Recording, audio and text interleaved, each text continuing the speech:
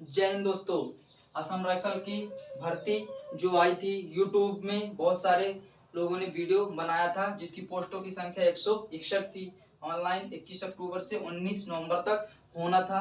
तो ये फेक है, ये भर्ती फेक है। असम राइफल की भर्ती जब आएगी तो मैं आपको वीडियो बनाकर बता दूंगा कि भर्ती आ गई है। अभी कोई ऑफिशियल नोटिफिकेशन नहीं आया है। जब भी भर्ती आएगी तो हम आपको बता देंगे ये भर्ती फेक है। जय हिंद।